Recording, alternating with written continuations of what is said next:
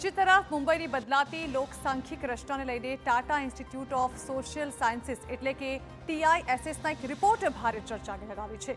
આ રિપોર્ટ મુજબ શહેરમાં બાંગ્લાદેશી અને રોહિંગ્યા ઘૂસણખોરીના કારણે આગામી વર્ષોમાં મુંબઈની ડેમોગ્રાફીમાં નોંધપાત્ર રીતે બદલાઈ શકે છે। અભ્યાસમાં જણાવાયું છે કે 1961માં મુંબઈમાં મુસ્લિમ વસ્તી માત્ર 8% હતી, જે 2011માં વધીને 21% સુધી પહોંચી ગઈ। જો આ જ વલણ યથાવત રહ્યું તો વર્ષ 2051 સુધીમાં મુંબઈમાં મુસ્લિમ વસ્તી લગભગ 30% સુધી પહોંચી શકે છે। રિપોર્ટમાં એ પણ ઉલ્લેખ કરવામાં આવ્યો છે કે મુંબઈમાં કામ કરતા કેટલાક બાંગ્લાદેશી ઘૂસણખોરો તેમની કમાણીનો મોટો હિસ્સો પોતાના દેશમાં મોકલે છે, જે શહેરની સામાજિક અને આર્થિક સ્થિતિ પર અસર કરી શકે છે। ભાજપના નેતા કિરીટ સોમૈયાએ ભીતિ વ્યક્ત કરી હતી કે આગામી દિવસોમાં મુંબઈનો ભગવો રંગ લીલો થઈ જશે।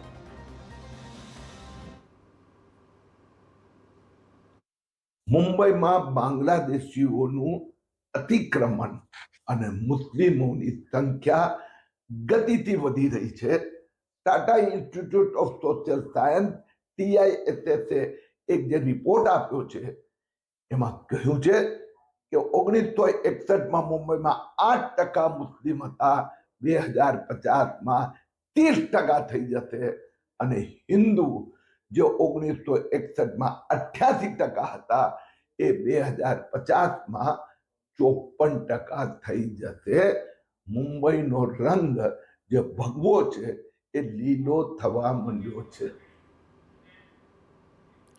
તો આપણે સાંભળ્યું કે કઈ રીતે TISSમાં જે ખુલાસા થયા છે ખૂબ જ ચોંકાવનારા છે। લગાતાર જે રીતે વસ્તીમાં વધારો થઈ રહ્યો છે મુસ્લિમ વસ્તીમાં, તે 2051 સુધીમાં 30% સુધી થવાની સંભાવનાઓ જોવામાં આવી રહી છે। ગ્રાફિક્સના માધ્યમથી સમજીએ કે આખરે કઈ રીતે બદલાવ થઈ રહ્યો છે। તો લગભગ 1961થી લઈને અત્યાર સુધી જો વાત કરવામાં આવે તો 1961માં મુસ્લિમ વસ્તી 8% હતી મુંબઈમાં, જે વધીને 2011માં 21% પહોંચી। હવે સંભાવના એવી જતાવવામાં આવી રહી છે TISSના રિપોર્ટ પ્રમાણે કે 2051માં આ વસ્તી જે છે તે અંદાજે 30% સુધી પહોંચી શકે છે। એટલી હદે તેમાં વધારો થઈ શકે છે। ડેમોગ્રાફીમાં ફેરફાર જોવા મળી રહ્યો છે। ગેરકાયદે સ્થળાંતરથી મુંબઈની લોકસાંખ્યિક રચનામાં મોટો બદલાવ જોવા મળ્યો છે, કારણ કે જે રોહિંગ્યા અને બાંગ્લાદેશી ઘૂસણખોરો જે મુંબઈમાં પ્રવેશ કરી રહ્યા છે તેને કારણે આ મોટો બદલાવ જોવામાં આવી રહ્યો છે। બાંગ્લાદેશી અને રોહિંગ્યા ઘૂસણખોરી સતત વધી રહી છે, જે આંકડાઓ કહી રહ્યા છે સ્પષ્ટ રીતે। રિપોર્ટ મુજબ આ સમુદાયોની સંખ્યા સતત મુંબઈમાં વધતી જઈ રહી છે અને તે સદંતરે વધતા 30% પહોંચે તેવી સંભાવના છે, જેની આર્થિક અસર પણ ભોગવવી પડી શકે છે।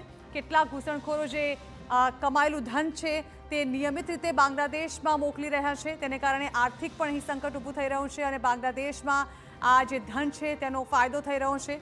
હિન્દુ વસ્તીમાં ઘટાડાનો અંદાજ પણ લગાવવામાં આવી રહ્યો છે। 2051 સુધીમાં જો હિન્દુ વસ્તીની વાત કરવામાં આવે તો તેની જે ટકાવારી છે તે 54%થી પણ ઓછી થવાની શક્યતા દર્શાવવામાં આવી છે TISSના આ રિપોર્ટમાં। જે મુસ્લિમ વસ્તી છે તેમાં લગાતાર વધારો થઈ રહ્યો છે, જ્યારે કે જે હિન્દુ વસ્તી છે તેમાં ઘટાડો થવાની સંભાવના જે છે તે હાલ આ રિપોર્ટ અનુસાર જોવામાં આવી રહી છે। આગળ અન્ય મહત્વના મુદ્દા પર પણ કરીશું વાત, તે પહેલા હાલ રોકાઈએ બ્રેક માટે।